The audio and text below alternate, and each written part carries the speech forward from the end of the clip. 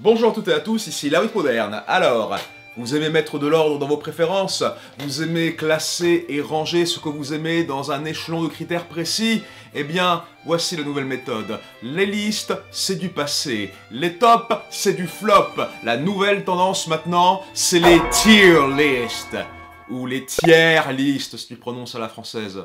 Ou classement par rang si tu traduis, mais enfin bref. Au lieu de hiérarchiser ce que vous aimez par ordre numérique, genre de 1 à 10 par exemple, les tier lists vous permettent de créer un classement par rang et niveau via des paliers. C'est un système de classement issu du monde du jeu vidéo de combat pour savoir si à un niveau de joueur égal, quel personnage est viable et efficace en compétition. Bon, c'est plus compliqué que ça en fait, mais je simplifie pour faire plus vite. Ça marche comme dans les notes des écoles américaines en fait, allant de A pour très bien à E pour très mauvais. Ça va même de S pour super à F pour full camp tu pues. Donc ouais, dans One Punch Man, avec ses héros classés par rang S, A, B et C, eh ben ils ont un système de tiers en fait. Et du coup, c'est génial parce qu'au lieu de savoir si tu dois mettre la ligne verte ou l'âge de glace 5 en numéro 1 de ton top 10 des films, parce que tu les trouves tout aussi également géniaux chacun à leur façon, eh bien il suffit juste de les mettre tous les deux en classe A ou A-tier, et du coup, problème résolu.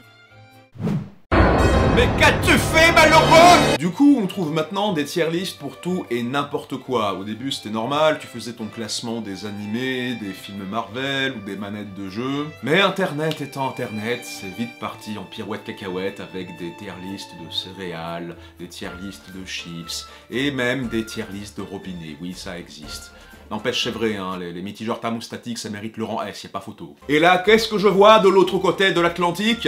Eh bien, je vois des gros youtubeurs américains qui font des tier lists de Pokémon, des tier lists de chaînes de fast-food et des tier lists de youtubeurs prank canulars pourris. C'est alors que j'ai décidé que je ne louperai pas le coche. Je serai un des premiers, si ce n'est le premier français, à adopter cette tendance américaine pour l'introduire chez nous, et ainsi avoir les faveurs du dieu algorithme. Du coup, je vais prendre les tier lists, je vais combiner ça avec un genre d'animé très à la mode en ce moment, à savoir les isekai. Vous savez, c'est les histoires de héros du monde réel qui sont transportés dans un deuxième monde plein de magie et de fantasy, généralement très ressemblant à des RPG. Et du coup,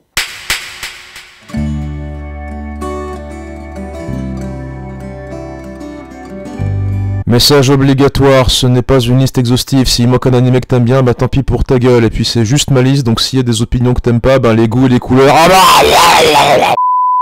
Et c'est parti, je suis devant mon ordi, et là vous avez donc d'un côté le tableau du classement, avec les tiers de S à F, S étant le chef-d'œuvre absolu, et F étant l'erreur de la nature à ne jamais reproduire, donc S-tier et tier comme on dit, et du coup vous avez de l'autre côté les animés à classer, que j'ai représentés par ces icônes somme toute amusantes. J'espère que vous apprécierez la valeur ajoutée dans cette vidéo avec le petit trait d'humour mémétique, parce que ça m'a pris plus de temps que prévu à faire toute cette merde, et je vais être très triste si vous aimez pas. Donnez-moi des pouces bleus sinon je meurs. Et du coup, on va commencer très vite. Regardez, ça va être très très simple le principe. Tu prends une icône représentant un animé, hop, tu le fais glisser ici, et voilà. Comme ça, tu peux en mettre plusieurs dans la même rangée. Comme ça, si tu veux mettre ensemble tous les A-tier, tu les mets là. Si tu veux mettre ensemble tous les B-tier, tu les mets là. Mais afin de déterminer un petit peu l'échelle de valeur que nous essayons de mettre en place, il faut avoir des maîtres étalons. Qui est le meilleur des meilleurs et qui est le pire du pire. Comme ça, on saura mieux où se situent les autres œuvres entre les deux. Du coup, on va commencer par la catégorie S, le S-tier.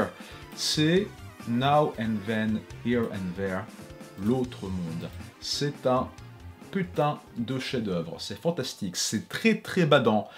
En fait, c'est du Miyazaki, mais en badant. Quand je dis du Miyazaki en badant, je dirais même qu'en fait, on dirait le château dans le ciel mélangé avec le tombeau des Lucioles. C'est vraiment l'horreur de la guerre, la monstruosité de l'être humain, l'indignité, le désespoir. C'est vraiment des sentiments qui sont très bien retranscrits dans cet animé. C'est un animé qui est old school, c'est un animé qui date de bien avant la mode des isekai RPG avec des héros otaku qu'on a en ce moment. Là, c'est vraiment un isekai dans le sens premier du terme, être dans un autre monde. C'est vraiment quelque chose qui est plus proche d'un récit de classique, de science-fiction, de fantasy. C'est vraiment très très beau, c'est vraiment très beau en fait dans sa cruauté parce que tu vois vraiment le pire de l'être humain, mais comment le pire peut être affronté avec le meilleur. C'est vraiment l'intensité de la foi vers l'être humain et du courage, la bravoure face aux pires indignités que le monstre tapis au fond de l'homme est capable d'accomplir. Et c'est vraiment super, je vous conseille. J'ai eu la chance d'avoir le DVD il y a longtemps, dans un coffret très très simple, c'est pas ouf, mais l'important c'est l'animé qui est à l'intérieur, donc si vous le trouvez, s'il vous plaît, prenez le temps de le voir, c'est pas très long, ça fait pas une cinquantaine d'épisodes, hein, je crois que ça en fait juste 13 ou un truc comme ça, et c'est vraiment, vraiment, vraiment super. Je le recommande très chaudement, ça va vous marquer au fer rouge, au fond de votre cœur. Bravo, S-tier, tu l'as bien mérité. Mais du coup, maintenant qu'on a établi le meilleur du meilleur, qui est le pire du pire? Voyons voir. Pourquoi pas ces deux espèces de gros FDP d'attaque des clones yaourt nature, là. Mais regardez-moi ces gens. Regardez-moi ces gens. C'est les mêmes connards. C'est des réplicants. Ils sont fabriqués en usine, ces bâtards là. En plus, sérieusement là, je déconne pas là, je suis en train de flipper parce que je me rends compte que je sais plus de quel animé ils viennent. C'est tellement les mêmes mecs, je sais plus c'est qui Deathmarch et c'est qui Isekai Smartphone. À moins que ça soit lui Isekai Smartphone et lui Deathmarch. Non, non, attends. Non, lui, c'est Deathmarch, et lui, c'est Isekai Smartphone. Je reconnais Isekai Smartphone à cause de son manteau de fourrure de merde. Le pire du pire, c'est Deathmarch. Voilà, Deathmarch, tu viens là, et tu vas en F. Tu es le mauvais élève, tu es puni, tu es le pire. Deathmarch, plutôt Deathmarch vers les cours de rattrapage, parce que t'as une trop mauvaise note. Yes, soutenez-moi sur Utip pour des blagues de qualité. C'est même pas standard, c'est même pas light, c'est le Isekai 0 en fait. Il n'y a aucune valeur rajoutée, il n'y a aucune originalité. C'est le héros standard, gna gna, je suis un otaku apathique, transporté dans un monde de RPG, j'ai l'air d'un je m'en foutiste, mais en fait, j'ai envie d'aider les gens, et oh là là, j'ai des super pouvoirs, mais je suis trop humble pour admettre que je suis un gros BG super puissant. Non mais c'est nul, c'est nul, il n'y a aucune originalité. Vous savez quoi en fait? Il n'y a tellement pas d'originalité que je vais mettre Isekai Smartphone en E. Oui, Isekai Smartphone. L'histoire d'un mec qui a un téléphone portable offert par Dieu qui lui donne des super pouvoirs est mieux que Deathmarch. C'est tout simplement parce que le postulat est tellement stupide que ça le met un cran au-dessus d'un truc sans saveur comme Deathmarch, tu vois. Là, t'avais le yaourt nature, et là, t'as le yaourt nature avec une micro-goutte d'huile de palme. Donc voilà, avec tout ça, on arrivera bien à situer où se trouvent sur l'échelle de la qualité les autres animés de notre sélection. Alors, on va commencer avec un très connu, à savoir Overlord. Overlord, je risque de choquer des gens, mais je vais le mettre en C. Un bon 6 sur 10, toi. Je le mets en C parce que pour moi, ça fait partie de la moyenne haute, tu vois. C'est pas sable, mais avec une ou deux petites qualités sympathiques. J'aime bien le postulat d'avoir un héros qui est transporté dans un corps de squelette démoniaque, de genre de liche en fait, et le fait qu'il soit considéré comme un boss parmi plein d'autres monstres de haut niveau qui passent leur temps à le vénérer comme un dieu et à acquiescer tout ce qu'il dit, tu vois. Il y a un petit peu le côté, le mec qui est dans un poste à haute responsabilité, mais qui ne mérite pas sa place et qui doit continuer à être digne des compliments des gens autour de lui. C'est juste que le souci, c'est que je trouve que cette blague, tu vois, du mec incompétent qui est surestimé par ses proches vachement plus fort que lui, je pense que c'est une blague qui dure un peu trop longtemps, pas assez de variations. Surtout le personnage de Albedo, là. On a compris que la meuf, elle est décrophile, c'est bon, c'est ça la blague, super. Au début, le principe d'avoir un héros qui est en fait un seigneur du mal, qui arrive à déborder ses ennemis avec une puissance au point que ça fait des combats très unilatéraux, c'est très marrant au début, mais après, ça s'essouffle un petit peu vite. Je pense qu'en fait, j'ai eu un peu marre de Overlord à partir du moment où il y a eu le chapitre des hommes lézards. Pour moi, c'était le meilleur. Et avant, ça allait, et après, c'était plus aussi intéressant, je trouve. Je comprends pourquoi les gens aiment bien, c'est juste que c'est pas tout à fait mon truc. Donc, je le mets quand même dans une moyenne haute, par respect, je le mets en C. Ensuite, nous avons Konosuba. Konosuba, C'est hilarant, c'est super drôle, j'aime beaucoup. J'ai déjà dit à plusieurs reprises, mais Konosuba est au isekai ce que le donjon Nullbuck est au RPG papier en fait. C'est à la fois une parodie et un hommage. C'est à la fois une grosse critique et une lettre d'amour au genre auquel il appartient. Tu sens qu'il fait des gros tacles méchants aux autres isekai, mais que de l'autre côté, non, les isekai c'est bien, les mondes de fantasy, les pouvoirs et les meufs avec des cheveux multicolores, c'est sympa quand même. Au fond de mon cœur, j'ai envie de le mettre en A, mais je vais le mettre en B.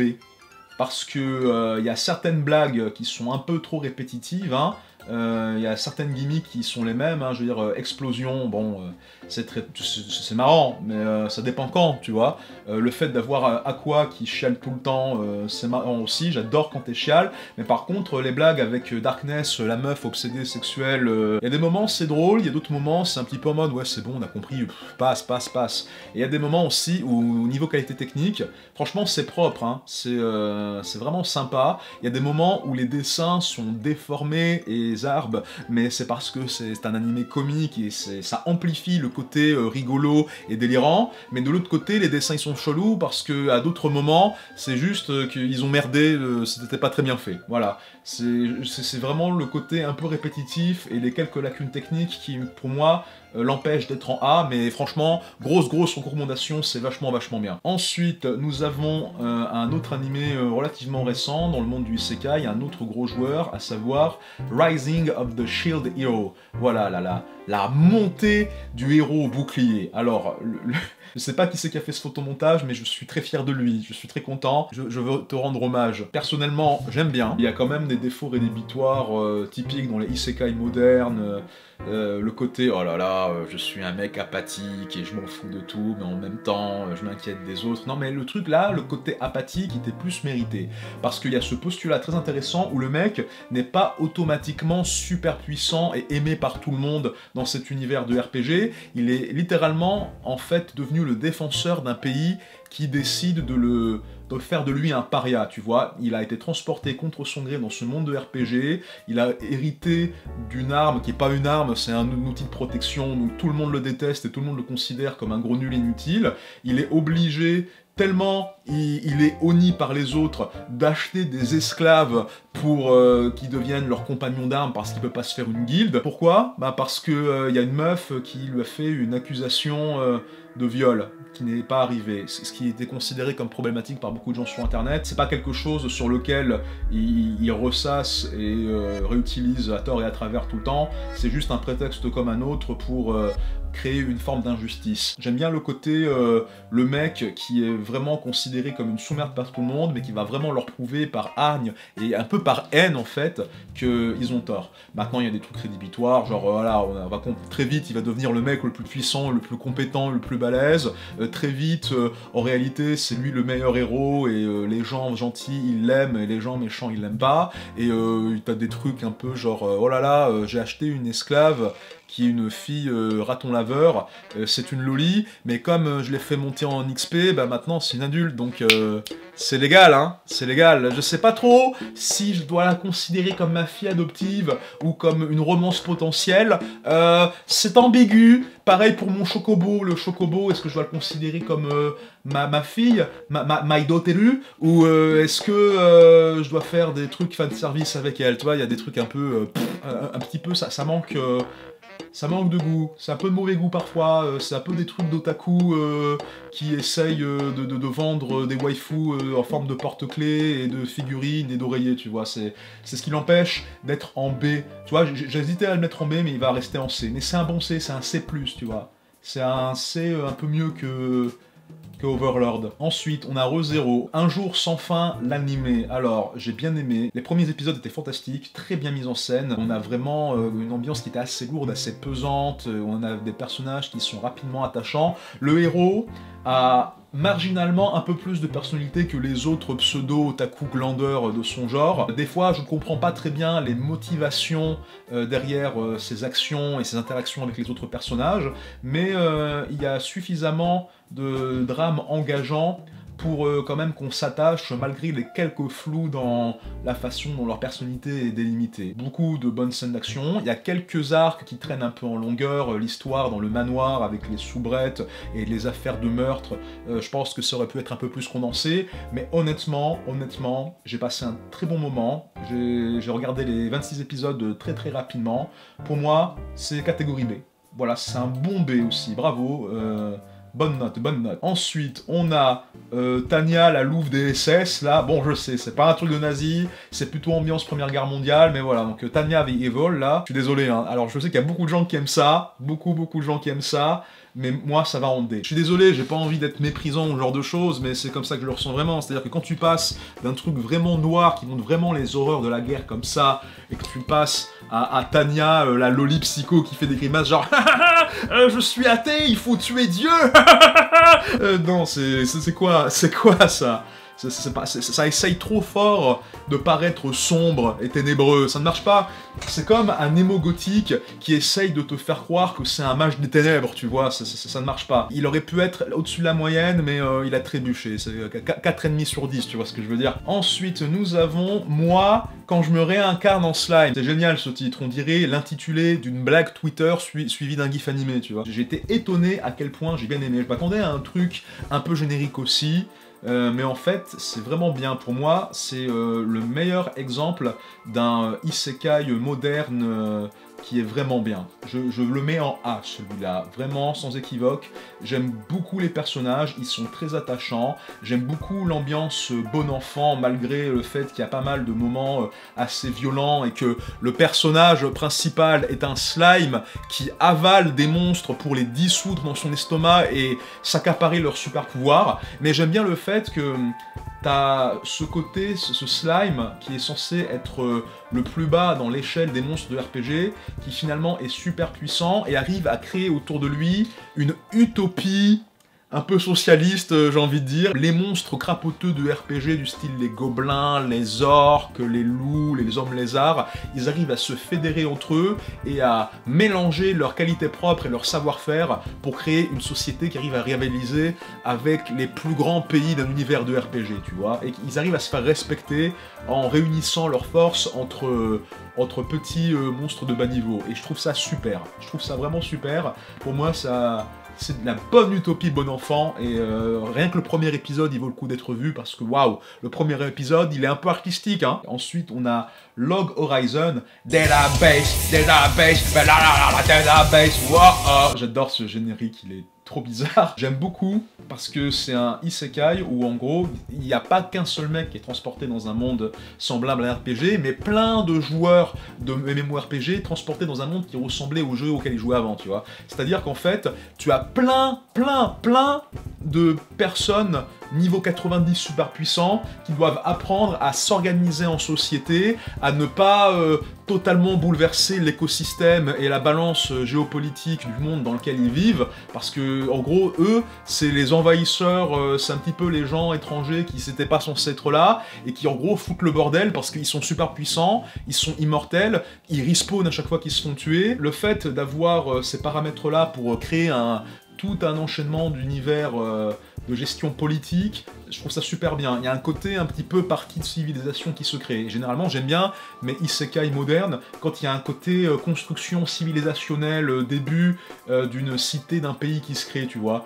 J'aime bien aussi, surtout, le fait que tout le monde est puissant, donc que tout le monde est un peu sur un pied d'égalité, et tout le monde essaye de s'organiser par système de guildes, où il y a des pourparlers, où il y a un niveau de collaboration, où chacun représente un domaine qui est sa spécialité. Il y a un côté un petit peu anarcho-syndicaliste, tout ça, c'est rigolo. Pour moi, je sais que techniquement c'est pas le meilleur, je sais que c'est pas le plus excitant en termes d'action, mais en termes de drama, de politique, de gestion et surtout de qualité de personnage, pour moi ça vaut un A. Ça vaut un A, tu vois, genre pour moi c'est pas obligatoire d'être méga spectaculaire pour mériter un A, mais rien que l'ambiance, la direction artistique, les personnages, pour moi c'est propre, tu vois, c'est propre, c'est clean. Oh putain, c'est quoi cette merde déjà? Ah oui! C'est avec le mec avec le dos déformé, là, qui tient son marteau comme un guignol, là, comment ça s'appelle? Je sais plus comment ça se dit, mais ouais, c'est... comment dire?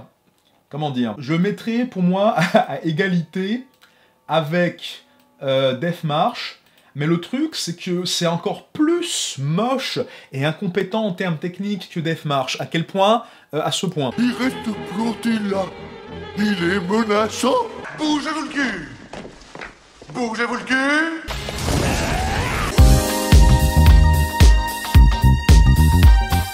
Voilà, voilà. Donc, pour moi, je mets en F, mais... non, lui il est spécial. Lui je le mets, je débloque pour lui. Tching, bravo, vous avez débloqué la catégorie G. Tu es cacatière, bravo. Ensuite, qu'est-ce qu'on a? On a Digimon. Bah oui, je suis désolé. Digimon, c'est un isekai. Bah oui, c'est des gamins qui sont transportés dans un autre monde de fantasy, de magie, et en plus il y a un côté jeu vidéo, digital monster, numérique, créature, là, donc ouais, c'est un isekai. Et le truc c'est qu'il y a pas longtemps, je l'ai revu, je crois il y a 4-5 ans, un truc comme ça, je l'ai revu en version originale sous-titrée, avec les musiques et les dialogues et le montage d'origine, et j'étais étonné à quel point c'était vraiment bien Digimon en fait. Pour moi, clairement, l'anime Digimon était vraiment le meilleur anime comparé à Pokémon. C'est un anime avec beaucoup de cœur, beaucoup d'intensité dramatique, des personnages très aimables, des bonnes leçons d'amitié, des bonnes aventures, et des scènes d'action sympathiques, même si ça reste un anime qui sert à vendre des jouets. C'est un anime qui n'a pas beaucoup de budget, il y a beaucoup de moments de transformation, d'attaques spéciales qui sont répétés épisode après épisode. Ça dure longtemps, c'est une 50aine d'épisodes et ce genre de trucs. C'est pas techniquement le plus ouf, mais il y a un bon chara-design, t'as des personnages qui sont iconiques, t'as des environnements qui sont inoubliables, vraiment le monde des Digimon, c'est un monde qui a été bien pensé. T'as vraiment plus le film Digimon, t'as l'épisode quand Tai retourne dans le monde réel pendant un court instant pour voir sa petite sœur, et c'est un monde qui est saturé de lumière aveuglante, avec haute exposition. C'est un épisode qui est super beau, qui a été réalisé par Mamoru Hosoda, que vous connaissez pour Le Garçon et la Bête, Summer Wars, Ame Yuki, Les Enfants Loups. Franchement, en fait, il y a beaucoup de qualités très sympas qui font pour moi Digimon, c'est un bon animé pour les enfants et les grands enfants. Ça mérite un bon B. Un bon B. Je le mettrai en A pour la nostalgie, mais je le mets en B pour des raisons techniques, tu vois. Mais par contre, Digimon, la version américaine, alors là, franchement... Pour moi, c'est un autre animé. Tu vois, la version qu'on a eue aux États-Unis et en France, qui a été adaptée par, je crois, Fox Kids, je sais plus quelle compagnie, ou Saban, ils ont pris un animé qui est beaucoup trop bien pour un animé de vente de jouets. Un animé, en fait, qui a été fait par des gens qui en avaient quelque chose à foutre, mais qui a été localisé, remonté, réadapté, redoublé par des gens qui en avaient rien à foutre. Et du coup, ça transforme totalement l'animé, et pour moi, ça mérite... j'ai envie de le mettre en D, mais je le mets en E, parce que ça a causé un divorce. C'est vrai, je le promets, c'est vrai. J'ai un fil for Chan, je vous le lis si vous voulez. Ça a causé un divorce.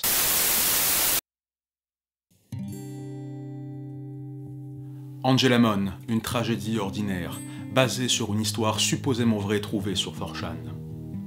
Ce court-métrage Angel Anaconda, au début du film Digimon, a causé le divorce de mes parents. Je ne savais pas à l'époque que la relation entre mes parents était vraiment tendue. Je leur ai supplié de m'emmener voir Digimon le film. Mes parents ont accepté, mais je n'avais pas réalisé que c'était pour eux une occasion de passer aussi du temps ensemble. Nous arrivions au cinéma pour voir ce film. On s'était même permis d'acheter du popcorn et des sodas. Mes parents avaient l'air heureux. Et là, le court-métrage Angela Anaconda débute. Je précise que mes parents ne parlaient pas très bien l'anglais. Mon cerveau de petit garçon n'arrivait pas à comprendre c'était quoi tout ce bordel-là. Mes parents étaient absolument confus par cette saloperie canadienne qui galopait partout en costume Digimon. Je commençais à pleurer, puis ma famille me sorta de la salle de cinéma. Papa et maman commençaient à s'accuser l'un l'autre de m'avoir emmené au mauvais film. Papa jeta le popcorn que voulait maman. Beaucoup de disputes s'en suivirent, tandis que je pleurais toujours. Nous sortîmes hâtivement du parking, au point de causer un accident de voiture. Un mois après, papa partit avec ses affaires. Cette putain de saloperie d'Angela Anaconda a ruiné ma vie. Vous avez du sang sur les mains, Savane. Vous avez du sang sur les mains. Ensuite, pour rester dans les monstres... un peu Digimon, Pokémon, tout ça, on a Monster Rancher. Alors, en réalité, j'ai juste mis Monster Rancher pour faire la blague du cyclope jaune, en fait. suis un abruti en fait. Hein. Regardez pas mes vidéos, je fais genre oh là là, je suis intelligent, l'industrie, la japanimation, analyse des jeux vidéo. Non, non, je suis un guignol, arrêtez. Je vais le mettre en C parce que j'ai pas beaucoup de souvenirs, mais je me souviens que c'était sympathique. Oui, je mets Monster Rancher au même niveau que Overlord. T'es pas content? Viens de battre, je vous prends un par un, tous. À Smash Bros. Ensuite, continuons avec du bon old school avec Vision d'Escaflowne. Studio Sunrise, années 90, un des animés les plus bluffants en termes techniques et artistiques de son époque. C'était vraiment une très bonne époque, hein. On avait Evangelion, on avait Cowboy Bebop, on avait Utena. Il y avait une période dans l'animation japonaise à la télévision où tu avais vraiment plein de hits et de trucs artistiquement bien recherchés qui avaient la classe, tu vois. C'est un des derniers restes du genre isekai mélangé avec le robot géant. Des histoires d'être transporté dans un autre monde étaient beaucoup associées à des histoires de robots géants, en fait. Escaflowne, ça reprend un peu tout ça en lui donnant un côté plus heroic fantasy classique, romantique, un côté un petit peu shoujo fleur bleue. Il y a beaucoup d'intrigues à base justement de sentiments, de romance avec la fille, l'héroïne Hitomi, qui hésite entre le petit rebelle teigneux et le prince charmant suridéalisé. Il y a des putains de méca chevaliers qui se battent à l'épée dans des champs de bataille, Seigneur des Anneaux. Il y en a un, il se transforme en dragon. Il y a de la magie, il y a de l'émerveillement, il y a des Catgirl. Pour moi, il y a beaucoup de choses à aimer chez Scaflowne. Il y en a qui trouvent ça un peu nunuche, il y en a qui trouvent ça un peu gnangnan, il y en a qui trouvent que les personnages sont agaçants, énervants, mais moi, personnellement, j'aime bien. J'ai des bons souvenirs. En tout cas, rien qu'au niveau artistique, c'est déjà super. Mine de rien, je veux dire, on se moquait un peu à l'époque du fait que le personnage, ils avaient des longs nez, mais ça a rendu le truc inoubliable, quoi. Tu peux pas confondre Scaflowne avec un autre animé. Pour moi, c'est un bon classique, un grand classique. Je le mets en catégorie A. Et ouais, c'est la classe. Ensuite, on a le Magicien d'Oz, l'animé de 1986. Alors lui, sans hésitation aucune, je le mets en catégorie A, simplement pour le générique.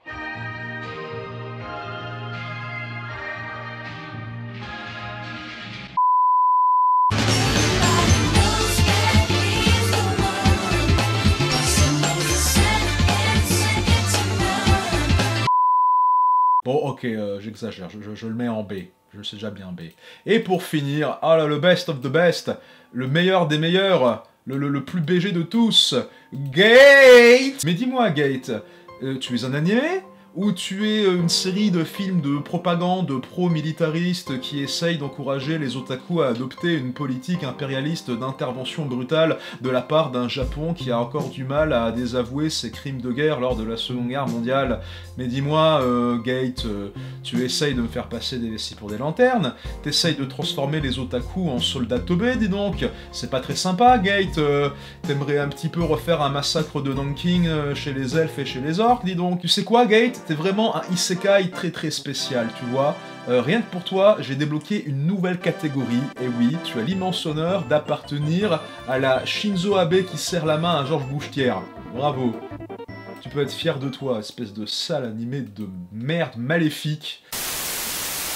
Et voilà, ça c'est bien rangé, quel beau classement tier list mes amis. J'espère que vous avez aimé cette vidéo, c'était plutôt marrant à faire. Si vous voulez que je fasse d'autres tier lists, entre deux chroniques ou ce genre de choses, n'hésitez pas à le faire savoir dans les commentaires. Et n'hésitez pas vous-même à faire aussi vos propres tier lists en utilisant des sites comme tiermaker.com ou ce genre de choses. C'est vraiment très sympa à faire. Faites vous-même des vidéos un peu dans ce style, partagez vos tier lists sur Twitter ou sur... où vous voulez, je m'en branle. Non, plus sérieusement, c'était vraiment très sympa, et je vous dis à la prochaine pour de nouvelles vidéos. Alors, oh merde, oh putain, d'accord, excusez-moi, c'est vrai, il manque un animé dans le tas. Mais oui, c'est notre ami, c'est Sword Art Online, yay! Ah, c'est la meilleure photo de Kirito que j'ai pu trouver. De toutes les autres, il est sympa, mais là, magnifique, BG. Où est-ce que je vais mettre Sword Art Online? Est-ce que je le mets en S? Est-ce que je le mets en A? Est-ce que je le mets en F? Est-ce que je le mets en G? Où va Sword Art Online? Il va aller en nulle part tiers. Bah oui! Parce qu'en fait...